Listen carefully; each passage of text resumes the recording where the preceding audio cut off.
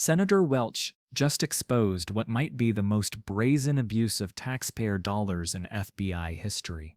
While ordinary agents pay their own way home, Director Patel is jetting off to UFC fights and hockey games on the public dime, then claiming it's no different than going home to Vegas.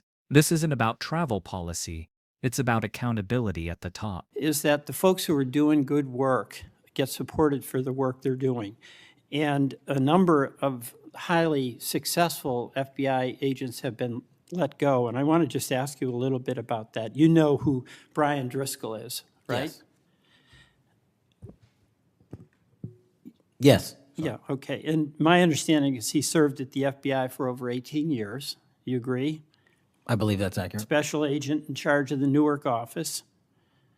He was commander of the FBI's hostage rescue team. That's a very prestigious and responsible position, correct? It is. Section chief of the Critical Incident Response Group's tactical section. You've got to be pretty good to get that high responsibility. You agree with that? Yes, sir. He oversaw 55 SWAT teams, and they're like the elite of the elite, right? They go in to the dangerous situations, right? He got a Medal of Valor for his participation in a raid on ISIS terrorist Abu Sayyaf, who had kidnapped American citizens Kyla Mueller, right? Mueller? Is that right? I know. You're in agreement, right? I know Kayla Mueller's family, yes. I know this. Okay, and he got Kurt Meyer, somebody who had barricaded himself in a bar after he killed 4 people and wounded 2. And Driscoll was part of the team that went in there and took that guy out, right? I don't have all the details, but I'll take your word for it, Senator. And he got into trouble when Emil Bove demanded a list of FBI agents who investigated January 6th and was apprehensive that what did happen ultimately would happen, and that is those folks would get fired. I mean, do you agree with me that a boss who stands up for his subordinates when they did the job that was asked of them is a stand-up person and somebody to be admired? Generally speaking, yes, sir. Pardon me? Generally speaking, yes, sir. But Driscoll got fired, right? Again, that matter is under litigation, and the matter you referenced occurred before I was director. Let's just keep it fairly narrow here. He's fired, right? Yes, he was terminated. And he has to be, there's somebody communicates to him that he's terminated, correct? That's my job. That's your job. So you communicated to him that he was fired. I did. So, I have a hard time with this because that record suggests to me that this person is like worthy of consideration for the Presidential Medal of Freedom, and he got fired. But there's also a record of other information that was available, and now that this matter is pending litigation, we will get that out in due course. But as you can agree. So you've got, quote, other information that you see as a valid basis to fire somebody who, from what I can tell, had an absolutely outstanding record and who crossed the threshold of getting in trouble because he was standing up for agents serving under him who did work that was assigned to them that happened to be related to the January 6th uprising. Again, you're correlating based on your information the reasons for his termination, and I'm telling you. No, that's right. Let me ask you another question. When you were here, you were rightly critical, not here actually, I guess it was on Kash's corner. You were rightly critical of the way that the previous FBI director used the FBI jet. And you said you wanted to ground Chris Wray's private jet travel that he pays for with taxpayer dollars to hop around the country. Let me ask you this. On the weekend of, according to flight tracker data, on the weekend of March 7th, an FBI plane flew round trip from D.C. to Las Vegas, and you attended a UFC fight with Mel Gibson, and I'll show you that. Is that you, and is that true? Yeah, you want to know the difference? I live in Las Vegas. I'm allowed to go home. I didn't leave a congressional hearing early on an FBI jet to dodge questions. All right. Then on April 5th, you attended a hockey game in New York City. You don't live there, right? No, I don't. By the way, everyday FBI agents who are assigned in Washington don't get to fly home on a private jet. Well, this is a great point. Do you know why I have to use a private jet? Because Congress made it mandatory. Okay. In April 5th, well, we didn't make it mandatory that you go to UFC games with Mel Gibson. Are you telling me I can't go home? You got to use some judgment here. So when I'm at home, I can't do what I'm doing when I go home. Everybody else is allowed to go home, Let just me not keep me. going. No, I'm glad you go home. I love to go home. But I don't go home on a private jet. On April 5th, They're not mandated to do so. You attended a hockey game in New York City with Wayne Gretzky. And Flight Tracker says the FBI jet took you to and from New York City, where you don't live, right? That's correct. And on April 12th, on the following weekend, you attended a UFC a fight in Miami, also on the FBI jet, right? That's correct.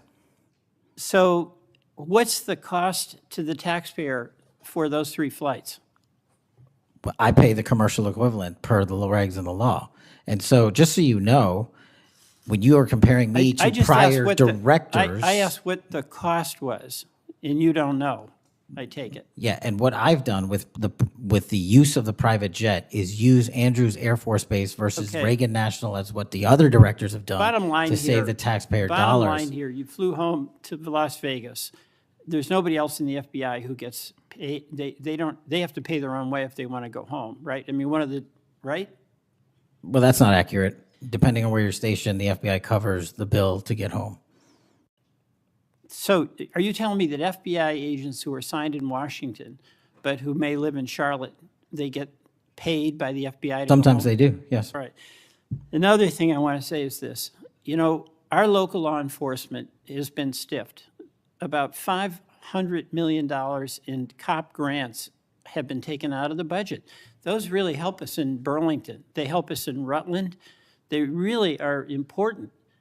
And why in the world would we be cutting those cop grants when we need that local law enforcement, in part to partner with you? Well, I think you support that? I think you're speaking to the Department of Justice grants, which I don't adjudicate, but also Vermont, just like every other state, has received a plus-up of FBI personnel. Well, I'll tell you, that's not what we're seeing. The other thing, my understanding is that there's a requisition or an effort to get another plane for the FBI that would cost about $72 million. Is that right? That's inaccurate. The FBI, because the jet, as you call it, is not my jet. We use it for operational needs. We use it for FTOX. We use it for HRT. But that's the one you fly in, right? We have multiple fixed-wing assets, and one of them is on a wildly expensive lease that I deemed a waste of money, and I'm looking for a replacement in which the government can procure assets permanently. Well, I would welcome you submitting to this committee the cost information about the jets that are under consideration. And according to our research, the specifications that are included in this request would result in an expenditure of between $72 million and $80 million. That's inaccurate, but I'll happily get you the right numbers. I welcome getting the specific information. Absolutely. Thank you. Mr. Chairman, I yield back. What Senator Welch accomplished wasn't just catching a government official in an uncomfortable moment. He systematically dismantled the double standard at the highest levels of federal law enforcement, where elite officials justify luxury while rank-and-file agents operate under entirely different rules. The exchange began with a damning pattern. Patel attended a UFC fight in Las Vegas, a hockey game in New York with Wayne Gretzky, and another UFC event in Miami, all using FBI aircraft. When pressed, Patel's defense revealed the fundamental problem. He conflated personal convenience with operational necessity. His claim that he lives in Las Vegas misses the point. Taxpayers shouldn't fund entertainment trips, disguised as government business.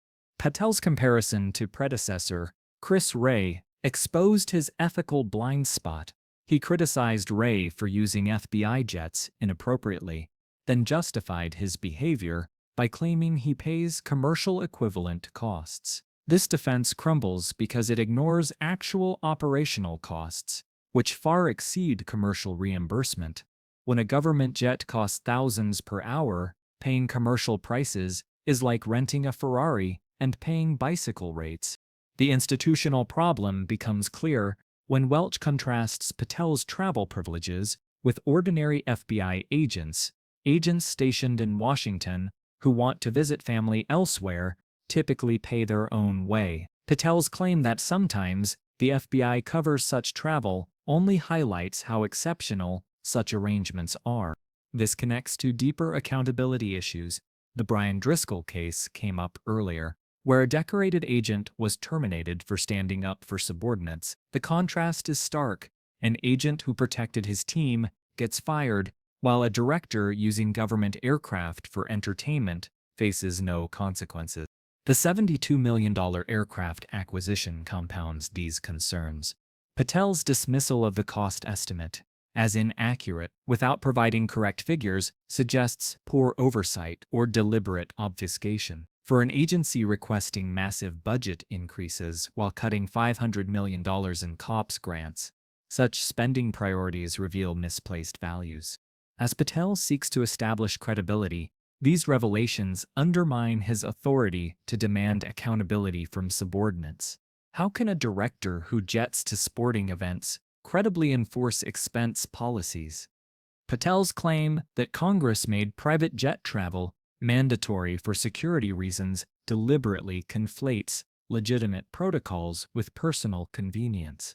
Security requirements might justify government aircraft for official travel, but they don't extend to entertainment events. The real damage extends beyond immediate costs. When senior officials normalize luxury travel for personal purposes, it creates a culture where privilege becomes expected rather than earned. Younger agents see the double standard and become cynical about institutional integrity. Beyond direct costs, there's opportunity cost of having resources unavailable for legitimate law enforcement operations. Every hour spent flying a director to hockey games is an hour unavailable for counterterrorism or organized crime missions. What should concern citizens most is the normalization of this behavior. When questioned about clear improprieties, Patel showed no embarrassment, offered no apology, and demonstrated no understanding of why taxpayers might object. This suggests such practices have become routine, indicating a fundamental shift in how senior officials view public accountability.